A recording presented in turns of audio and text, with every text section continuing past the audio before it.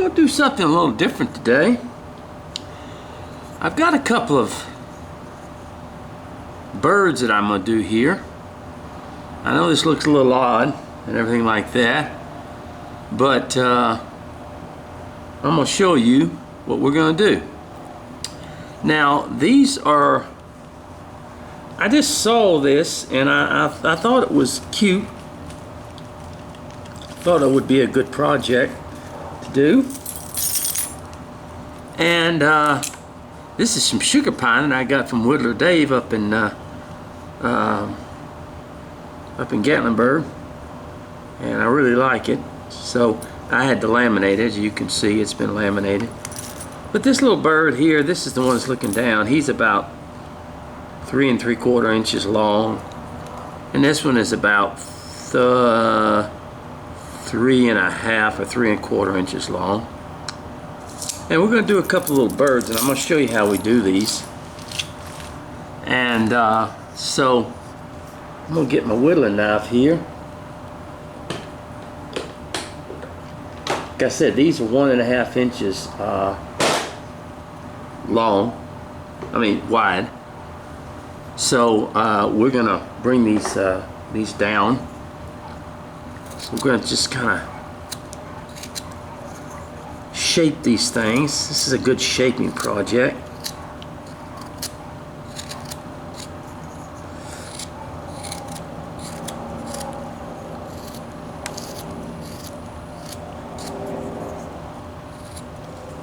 I hope everybody is well. It's a hot afternoon. It's late in the afternoon here in Texas, but it is hot. It's been exceptionally hot. That's why I try to get all my grass cutting and all that stuff done in the morning. And everybody, well, most of you know, I just got back from a trip to Kentucky to see my son and my grandchildren. I had an absolutely wonderful time with my grandchildren. They are 11, 10, and 8, and we had a very, very good time. I was really shocked this time, but last time the kids just kind of wanted to play on their games while I was there, and this time they wanted to be around me, and we went to Red River Gorge. I don't know if anybody's ever been over there to Red River Gorge in Kentucky. It is absolutely gorgeous. And as you can see, I'm just shaping this bird here.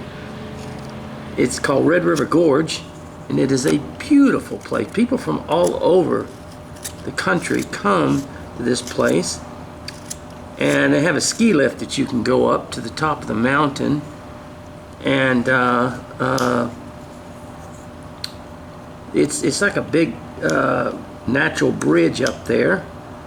And I got to ride with my granddaughter, oldest granddaughter, and all the other kids went, and we had a fun time. They got all kinds of things. You can do hiking, you can do kayaking, you can just do all kind of things. It's a really, really nice place. It's about an hour, a little over an hour from my son's home.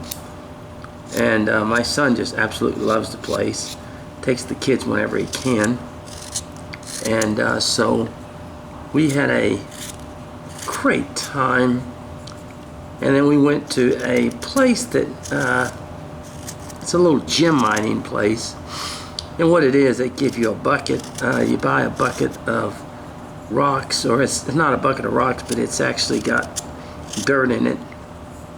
And they've got a little panning place, like a prospector panning, where they got water flows through there, and then you put the, some of you know what I'm talking about. You put the little dirt in there, and then you find the little rocks, colored rocks. And the kids just had a ball doing that.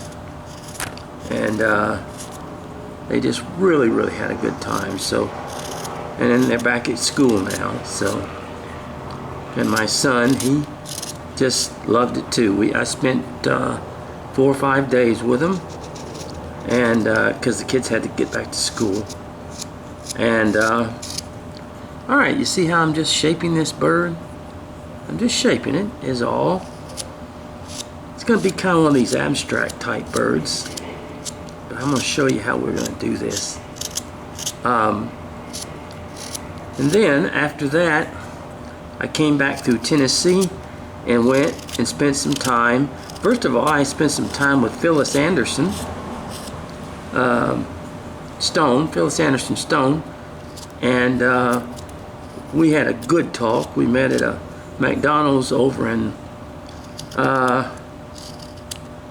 Barberville, I believe it's Barberville, Kentucky. She really doesn't live that far from my son, and I'm gonna start, every time I go there, I'm gonna start making sure that I can have a little visit with her, and we can we sat and talked a couple of hours, but then I had to go. But from now on, I'm gonna try to make time where I can go and spend time with her, like on her back porch and stuff. She says she's got a nice back porch we can sit and carve. So that's Phyllis Anderson Stone. She's a sweet woman, good carver, sweet woman. She gave me a cottonwood bark house, really nice. But you see how I'm doing? I'm just sort of shaping that. And then I got to Gatlinburg and met with Whittling Dave. Now Dave's a good friend of mine up in Gatlinburg. Many of you know him by his videos that he is doing, and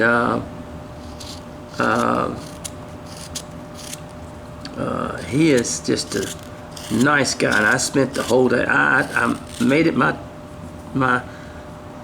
thing to spend the whole day with Dave, that whole Friday, and so we had a great time, and we went. He carves over in Burger King, and we went to Burger King over there in Sevierville. What was good about Dave is he showed me all the back roads and stuff like that you can take to kind of avoid all the heavy traffic in that area. And we sat and talked. Dave gave me a history of Gatlinburg, and it was very interesting. He's been living there a long time, and all the things that's been going on there.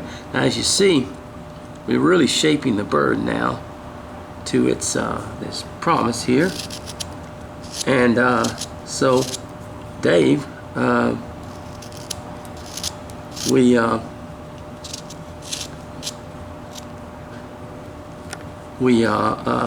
had spent the day with one another and had a good time. So carved together, and just a very nice man. And he told me some things about Gatlinburg, and how at one time it was meant to be an area for craftsmen and artists and stuff, and how they've kind of gotten away from that, and it's just a tourist area and all that stuff. And which I understand that money's going to come into it. I mean, he lives in the center of Gatlinburg, and the fact in Gatlinburg is called Anarchista. It's a thing with a ski lift that you go up to, and there's a bunch of shops up there and stuff. Well, from his house you can see the I'm just kind of getting this rounded off, and you can actually see the ski lifts from his house. I mean, the ski lifts, they're in there, go over his house right for you.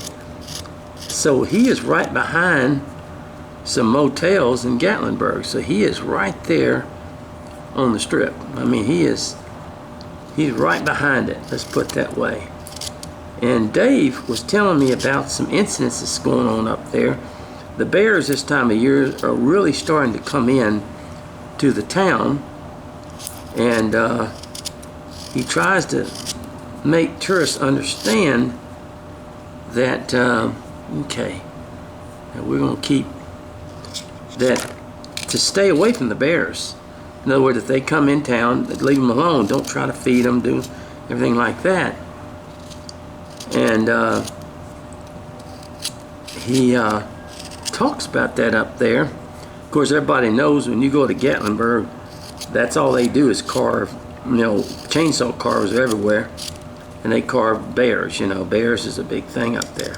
Well, the problem is that a lot of people have started feeding the bears. And he has several that comes in his yard all the time, and he just shoos them away, which you should do. But if they get too, civilized and people start feeding them, then they end up getting euthanized and having to get rid of them. And he says it's really sad thing. We talked about it for a minute.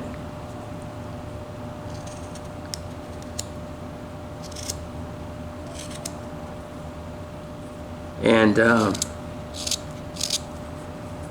he was just talking about some things and stuff, and just gave me a lot of information about Gatlinburg, the town, and how it came about, but how a lot of, now it's not so much about artistry and craftsmanship, but it's about,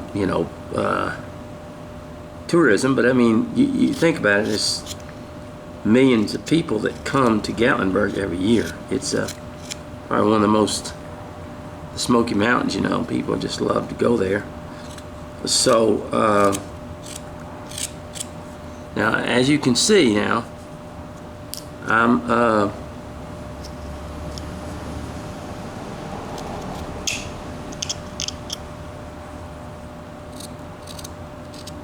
kind of rounding it off right in there, in other words. And so he told me a lot of things about the history, and I sat and listened, really enjoyed it. I am a history buff. I love to listen to history of things. And Dave had a lot of good talks that he told me about. So we had a very, very good time. I like to listen to people tell about their areas and stuff like that. And Dave's very knowledgeable. We were talking about a situation up there in Pigeon Forge where eminent domain is a big issue, where some people had a house, and I don't know if you know what, most of you probably know what eminent domain is, where they took this house because they were building a road. And I won't get into it. It's kind of complicated. There is a lady that talks about it on her YouTube channel. The lady that owns the house and stuff. Well, the house isn't there anymore. They got rid of it. Okay, let's see. I'm gonna make this a little bit.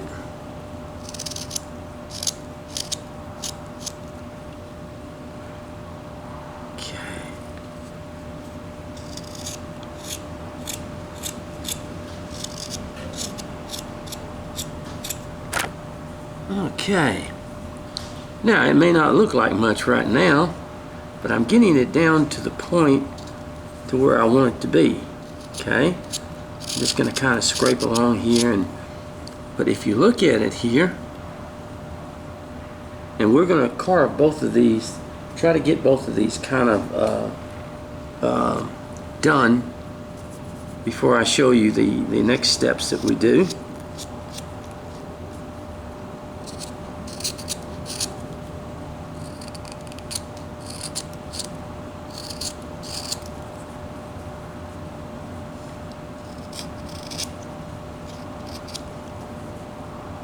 Okay.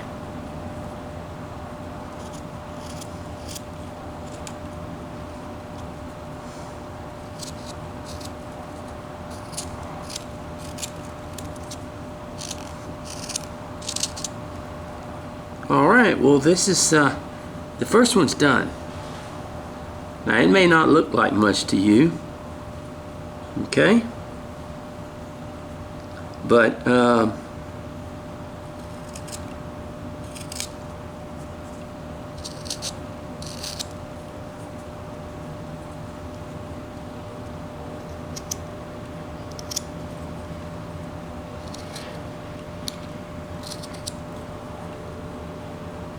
okay.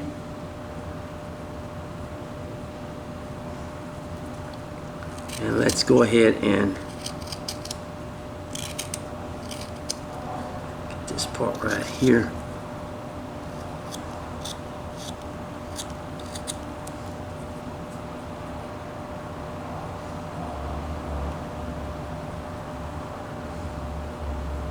All right, let's take the next one. And let's get it down. In other words, let's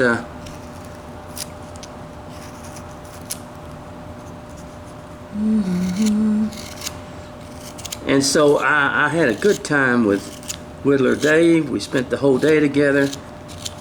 We went and ate at Burger King.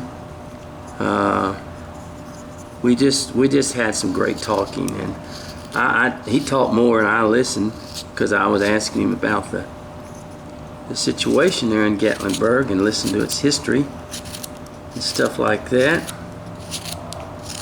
And I think I've talked about Whittling Dave. And if you don't know Dave, well, he has a channel called Whittling Dave, and it's Dave Poston, and he's just the most down-home person you could meet. It really is. That's what I like about him. I think that those type of people, I really love to talk about those people.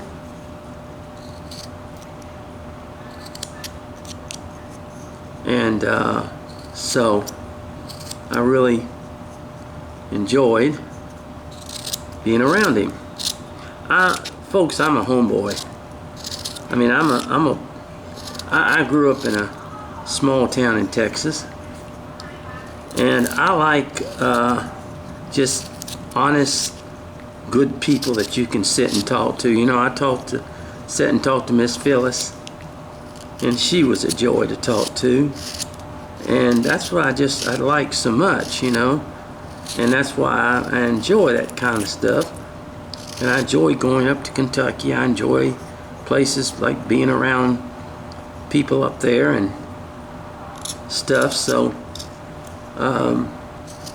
you miss so much when you just this is the political season, folks, and people are going to be mad at one another. People are angry at one another. People are, you know, a lot of stuff on Facebook I noticed lately. People are, you know, criticizing this politician, this one. Now, look, folks, I know who I'm going to vote for. I don't need someone to tell me who I need to vote for. We're not children, folks. And, you know, my pastor was talking about that. And even though I feel that maybe I want a particular person, if this other person wins, I'm not saying I'm going to like it, but, you know, the world's not coming to an end because God is still in control.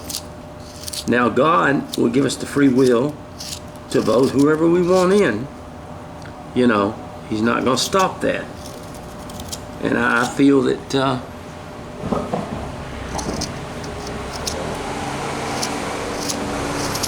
there is a problem. That's my brother-in-law coming in.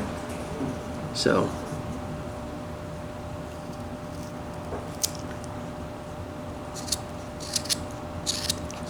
but I don't get into those kind of discussions on Facebook or anything like that, because to be honest with you, no matter what I say or do, I am not going to change a person's mind. People are going to vote for who they want to. And we just hope maybe that we'll get enough people that will think that way. But 90% of the time, you're not going to change somebody's mind. You're really not. I've learned that. Did you get your tooth pulled? Huh? Did you get your... No, I gotta go see the doctor. Oh, okay. So I can't even schedule the dentist yet. Oh, okay. See the doctor Friday, and then I'll see what happens after that. Okay. That was my brother-in-law coming in. You know what, I've talked to you about him before, but he went to the dentist the other day, and they were going to pull a tooth, and his blood pressure was too high. I didn't even know they took your blood pressure at a dentist. I didn't. But they did, and his blood pressure was too high, and they wouldn't pull the tooth. So now that's the first time I've ever heard anything like that. But I guess people nowadays, insurances are making them do these type of things and all that other stuff. But what I was saying, folks, listen, I'm not going to change your mind on who you're going to vote for. People somehow think that, I listen to these people that talk about, well, I'm undecided. I don't believe that. I don't believe people are undecided. I believe people have someone they want to vote for. Now this one, because of its thing, it's a little bit harder to carve because of the tail going down and all that stuff, but we're going to get it. This is good sugar pine here. I love it. So I don't get into that stuff. And I don't get into it because I'm not going to change anybody's mind. And I'm not trying to change anybody's mind. God is still in control, folks. Whoever gets in office, God is still in control. And when you know that no matter who's up there, God is still in control. Now, God also gives us the right to vote any way we want to, and our free choices and all that stuff. And if we make the wrong choice, then we'll suffer from it. That's just like life, folks. It's just like life in itself. If you make the wrong choices, you're gonna suffer for it. If you make the right choices, then